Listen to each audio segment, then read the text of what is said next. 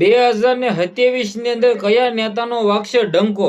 જી આ મિત્રો વાત કરીએ તો ચૈત્ર વસાવા, ગોપાલ ઇટાલિયા, રાજુ કરપડા, જિગ્નેશ મેવાણી, હર્ષભાઈ સંઘવી કે પછી ભૂપેન્દ્ર પટેલ કે પછી અન્ય નેતા, જે મિત્રો વાત કરીએ તો ગુજરાતની અંદર ડંકો વગાડી દેશે.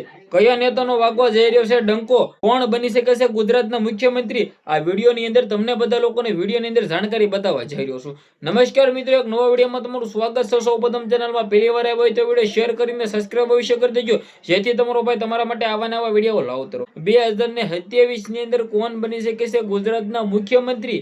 બધાના મનની અંદર આ પ્રશ્ન હશે કે 2027 ની અંદર ગુજરાતની અંદર મુખ્યમંત્રીની ચૂંટણી આવી રહી છે, તો આ ચૂંટણી આવે એની પહેલા આ વાતે આ ચર્ચાએ જોર પકડ્યું છે કે ગુજરાતની અંદર મુખ્યમંત્રી કોણ બનશે અને કોનો વાગશે ડંકો.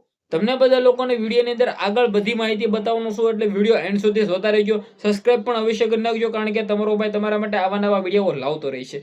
હાલ ગુજરાતની અંદર જે રીતે મિત્રો વાત કીધો, રાજકારણની અંદર સૌથી મોટો ગરમાવો એટલે કે તમે બધા લોકો જાણતા હશો કે ચારે બાજુ અત્યારે ભાજપનો વિરોધ ચાલી રહ્યો છે.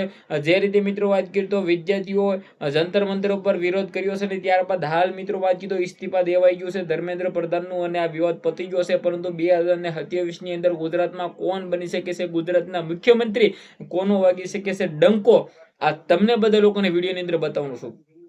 હવે સૌપ્રથમ આપણે વાત કરીએ ગોપાલ ઇટાલિયાથી લઈને. જ્યાં મિત્રો વાત કરીએ શું ગોપાલ ઇટાલિયા ગુજરાતના મુખ્યમંત્રી બની શકે છે?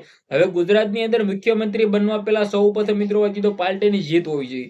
જ્યાં મિત્રો વાત કીધો ખાલી એક ગોપાલ ઇટાલિયા જીતે તો એમના મુખ્યમંત્રી નથી બનતા. જ્યાં મિત્રો વાત કીધો આમ આદમી પાર્ટીએ ભાજપ કરતા અને કોંગ્રેસ કરતા વધારે સીટો લાવવી પડશે, અને આમ આદમી પાર્ટીની સરકાર ગુજરાતમાં લાવવી પડશે, તો બની શકે છે ગોપાલ ઇટાલિયા ગુજરાતના મુખ્યમંત્રી. બાકી ગોપાલ ઇટાલિયા ગુજરાતના મુખ્યમંત્રી એમ નામ નથી બની શકતા. આગળ મિત્રો વાત કીધો ચૈત્ર વસાવા, તો સેમ એવું જ છે. ચૈત્ર વસાવા પણ આમ આદમી પાર્ટીનો નેતા છે. ચૈત્ર વસાવાએ પણ ક્યાંક ને ક્યાંક જો મુખ્યમંત્રી ગુજરાતના બનવું હોય તો પછી તેને પણ મિત્રો વાત કીધો તેની પાર્ટીની સીટો લાવવી પડે સૌથી વધારે, અને તેની પાર્ટી ગુજરાતની અંદર સરકાર બનાવે તો જ ક્યાંક ને ક્યાંક મિત્રો વાત કીધો ચૈત્ર વસાવા ગુજરાતના મુખ્યમંત્રી બની શકે. એવી જ રીતે આપણે આગળ જઈએ જિગ્નેશ મેવાણી. શું જિગ્નેશ મેવાણી ગુજરાતના મુખ્યમંત્રી બની શકે છે? બિલકુલ બની શકે છે, પરંતુ એના માટે ખાલી એક જ કામ કરવાનું છે કે ભાઈ કોંગ્રેસે સરકાર બનાવવી પડશે ગુજરાતમાં. જો સરકાર કોંગ્રેસ બનાવશે તો ક્યાંક ને ક્યાંક જિગ્નેશ મેવાણી પણ ગુજરાતના મુખ્યમંત્રી બની શકે છે. આમાં પણ કોઈ શંકાના સ્થાન નથી. આગળ આપણે વાત કરીએ તો મિત્રો વાત કીધો ભાજપ તરફ જઈએ તો ભાજપ છેલ્લા 28 વર્ષથી ગુજરાતની અંદર સરકાર બનાવી રહી છે, અને મને લાગે છે કે આવનારા સમયની અંદર પણ બનાવતી રહેશે, કારણ કે ગુજરાતની અંદર ભાજપે પકડ બનાવી રાખી છે. ગુજરાતની અંદર મિત્રો વાત કીધો ભાજપની સૌથી વધારે જીત થઈ રહી છે. હવે આગળ મિત્રો વાત કીધો શું ગુજરાતની અંદર ભૂપેન્દ્ર પટેલ ગુજરાતના મુખ્યમંત્રી બની શકે છે? હાલ તો મુખ્યમંત્રી છે, પરંતુ શું ફરી વખત રિપીટ થઈ શકે છે? તેને તો ફરી વખત ક્યાંક ને ક્યાંક રિપીટ થવા માટે તેને સરકાર બનાવવી પડશે, અને મને લાગે છે કે ભાજપની સરકાર બની રહી છે. એટલે કે ઓલરેડી આપણે વાત કરીએ તો ભાઈ ભૂપેન્દ્ર પટેલ પણ ગુજરાતના મુખ્યમંત્રી બની શકે છે, 100% બની શકે છે. આગળ આપણે વાત કરીએ તો હર્ષભાઈ સંઘવી. જી આ મિત્રો વાત કરીએ તો યુવા નેતા છે, અને ગુજરાતમાં ખૂબ જ સારું એવું નામ છે.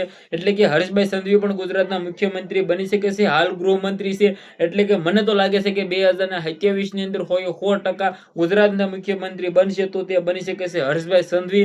કોઈ શંકાના સ્થાન જ નથી, કારણ કે નાની ઉંમર છે પરંતુ ખૂબ જ સારું એવું કામ કરી રહ્યા છે. ગુજરાતના ગૃહમંત્રી છે હર્ષભાઈ સંઘવી. મને લાગે છે કે ગુજરાતના મુખ્યમંત્રી બની રહ્યા છે મારા દ્રશ્યો પ્રમાણે, મારા મંત્રીઓ પ્રમાણે, આ બધા નેતામાંથી તો હર્ષભાઈ સંઘવીનો વાગી શકે છે ડંકો. તમારું શું કહેવું છે? તમારી શું રાય છે? જે પણ હોય કમેન્ટ કરી દેજો, શેર કરી દેજો, ફોલો અવશ્ય કરી દેજો, જેથી તમારો ભાઈ તમારા માટે આવા નવા અપડેટ લાવતો રહો. આજના વિડીયોમાં ત્યાં જ ભાઈ આપણે એક નવો વિડીયો મળશે. બધા લોકોને ધન્યવાદ. જય હિન્દ, જય ભારત.